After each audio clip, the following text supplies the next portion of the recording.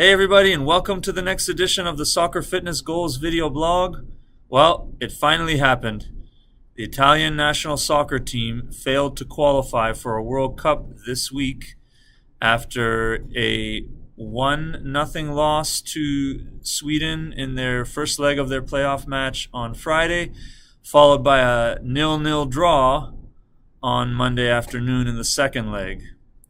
This is the first time that the Italian national team has not qualified for a World Cup since 1958.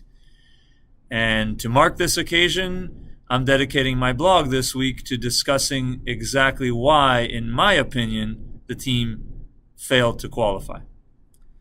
Now, of course, World Cup qualification out of Europe is a relatively long process. There are 9 groups, and the group winner automatically qualifies, whereas the second place team has to go into a playoff. And unfortunately, Italy had the same group as Spain, and Spain won the group, so that meant that Italy had to go into the playoff against Sweden, which is 2 matches, 1 in Sweden, 1 in Italy. So I'm going to limit my commentary to what went wrong for the Italian team in those 2 matches against Sweden.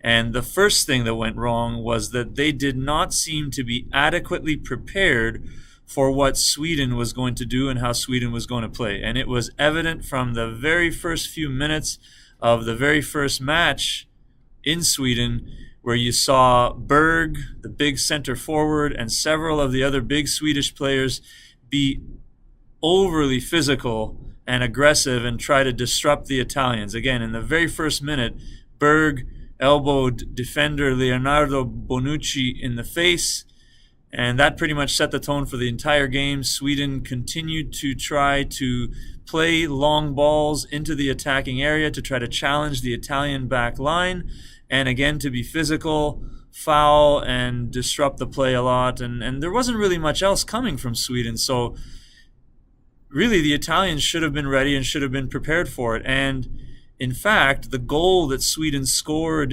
in the second half of that game, and we'll show a clip of it now, it came from a similar type of play. They got a long throw, and they got one of their attacking players to actually outmuscle and win a ball in the air from Giorgio Chiellini, who's a top center back in the world. And then from the ensuing knockdown, nobody picked up the open Swedish player. He got a volley, and it got deflected, and that was the only goal out of either of the games. So it was the goal that actually has sent Sweden to the World Cup. And again, this, to me, shows a lack of preparation on behalf of the Italian team to be ready for the strategy and tactics of Sweden. So the second mistake that the Italian team made in this 2-leg playoff was not using the right players, and really not using the best players. I'll start with Insigne, who is probably the best Italian striker playing soccer right now. Insigne was not started in the first match. He only came in off the bench and had really limited effectiveness in that first game, but partly because he wasn't really given a lot of time to have an impact on the game. And then in the second match, he didn't get to play at all. And unfortunately, this is one of the top players, again, top strikers in Italy, did not get a chance. You can see in the first match also, Jorginho, very talented and creative Italian central midfielder, did not get to play. El Shaarawy, another top Italian striker, plays with AC Milan, did not get to play in the first match. So really, you have to question the choice of the starting 11 for Giampiero Ventura, the Italian head coach, really just not selecting the top Italian players right now, looking especially in the first game, keeping 2 of the best players that they had, the best option that they had on the bench, which really limited the effectiveness of the Italian attack.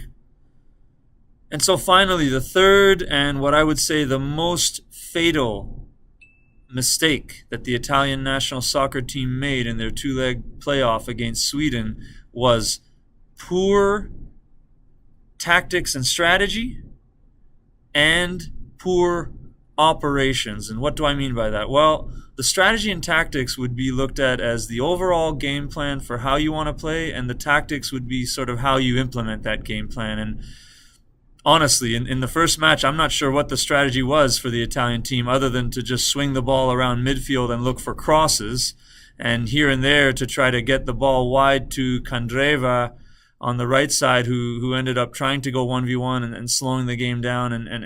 And this strategy and these tactics were not effective at all, especially considering that the Swedish backline and midfielders are so tall and they're relatively well organized and good in the air, so they were easily able to deal with the crosses that the Italians sent in. Now, operations or coaching on the operational level involves a coach examining whether or not their strategy and tactics are effective and then potentially being able to make changes. We'll show some clips of some of the failed Italian attacks over the course of the first match here. And as I'm talking, a good coach or a coach that has good operational ability would have been able to see what was happening and potentially make some changes in strategy and tactics to try something else and see if something else would work. For example, maybe trying to build up the play a little bit more through the midfield. Maybe looking to try to counter a bit more and catch the Swedish defense a little bit more off guard. Potentially, rather than taking 1v1s down the wing and looking to cross, doing the opposite and taking 1v1s while cutting inside, which also would allow more build-up through the middle and potentially creating some more shots. In the first half, they did create one good shot from middle distance with Darmian. We'll show the highlight now where they hit the post. So a little bit more of that adjustment at the operational level. In the second game, overall, the strategy and tactics look better. The Italians, were more dominant, did build a little bit more through the middle, and certainly it was a little bit more positive style play for them than in the first match.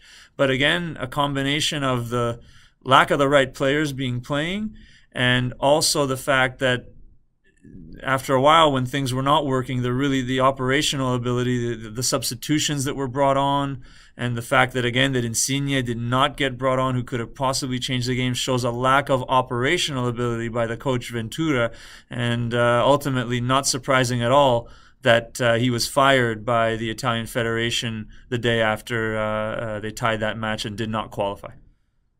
So what are the lessons that Canadian or even Italian coaches that watch the two-leg playoff between Italy and Sweden can learn from those two games? Well, what they should learn is that coaches need to be very well prepared for the opponent that they're going to be facing. That was a mistake made by Italy in just being unprepared for the way that Sweden was going to play. Number two, the players that you bring into the team and the players that you use at the top level are crucial to the success of the team. You can't leave things to chance, and you certainly can't, in big matches like that, forego using your most talented, your best players, the ones that are consistently performing the best at that point in time. And number three, operations, in addition to strategy and tactics, are really important. That means that any coach who is watching how their team is executing their specific tactics and seeing that things are not working, you can't just be stubborn and just put the head in the sand and just continue on going ahead with the same tactical plan. If it's not working, you need to be humble, you need to be open-minded, you need to realize that it's not working, and you need to be willing to make changes at the operational level, and specifically to make changes that give your team enough time and enough of a chance to turn things around and potentially affect the result. So unfortunately, again, the Italian coaching and Gianpiero Ventura in particular, the head coach, made these mistakes. He did not plan properly, did not use the right players, and failed to make adjustments when he needed to. The Italians did not get the results they needed, and again, the result of all of that was that they failed to qualify for a World Cup for the first time in almost 50 years, since 1958. Very poor result for a traditional powerhouse in the world game. Well, that's it for the Soccer Fitness Goals video blog for this week. Hope you enjoyed it. As always, if you haven't already done so, please remember to like the video and subscribe to the channel. You can do so by clicking the link underneath me now. Also, if you'd like to download the world's only customized, soccer-specific, at-home mobile fitness app available on all smartphone platforms, that's the Soccer Fitness Goals mobile fitness app, you can do so by clicking the link underneath me now. We'll see you next week on the blog, and until then, keep reaching your soccer fitness goals.